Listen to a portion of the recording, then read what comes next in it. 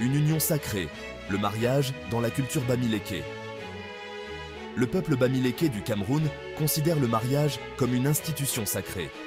Il représente l'union de deux familles, et non pas seulement de deux individus. Cette union est profondément ancrée dans la tradition et est considérée comme un engagement pour la vie. Le mariage est essentiel pour la position sociale et la perpétuation de la lignée au sein de la communauté. La cérémonie elle-même est un événement vibrant, rempli de musique, de danse et de rituels élaborés. Les membres des deux familles jouent un rôle important, ce qui montre bien l'importance de l'approbation de la communauté.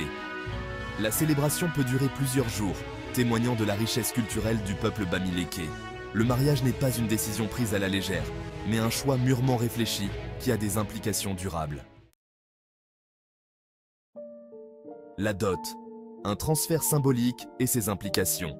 Le système de dot fait partie intégrante des coutumes matrimoniales bamileke. Il implique le transfert de biens et d'argent de la famille du marié à la famille de la mariée. Ce paiement n'est pas perçu comme un achat, mais plutôt comme une compensation pour l'éducation de la mariée et la perte de son travail au sein de sa famille. La dot consolide le lien entre les deux familles et signifie l'engagement du marié à subvenir aux besoins de son épouse. Le montant et le type de dot varient en fonction de facteurs tels que le statut social et les accords familiaux.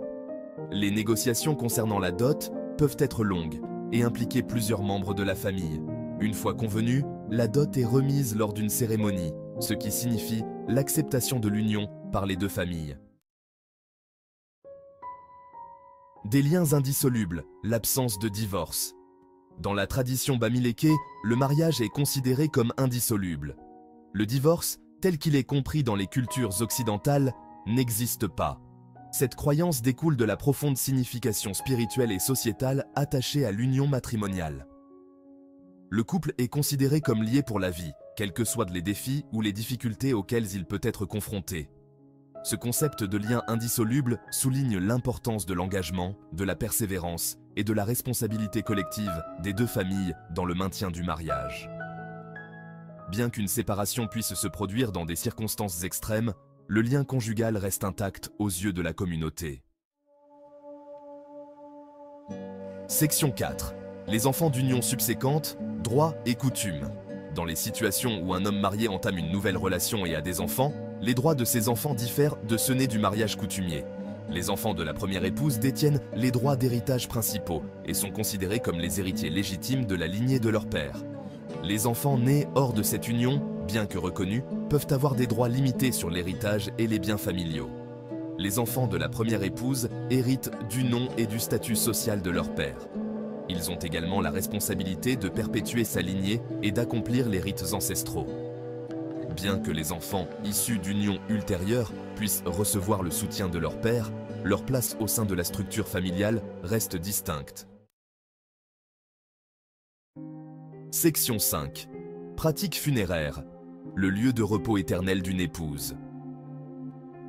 Les pratiques funéraires dans la tradition bamileke sont profondément symboliques et reflètent le lien durable du mariage.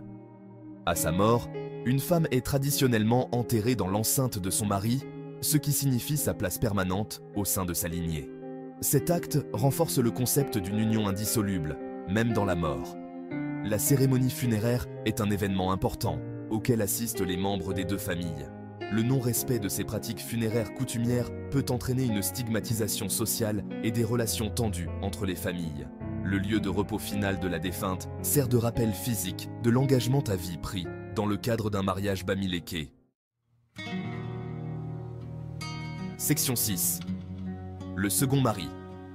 Droits et reconnaissance limitée. Si une femme entame une nouvelle relation après le décès de son mari ou une séparation, le second mari se heurte à certaines limites au sein de la tradition bamileke. Il ne se voit pas accorder la plénitude des droits et de la reconnaissance accordée au premier mari. Cette restriction découle de la nature durable du premier mariage et de l'importance accordée à la lignée. Le second mari peut se heurter à des restrictions en matière de droits successoraux, notamment en ce qui concerne les biens acquis pendant le premier mariage. Il peut également se heurter à des limitations pour participer à certains rituels et cérémonies coutumiers liés à la famille de son épouse. Ces restrictions mettent en évidence le poids social accordé à la première union matrimoniale et son impact durable.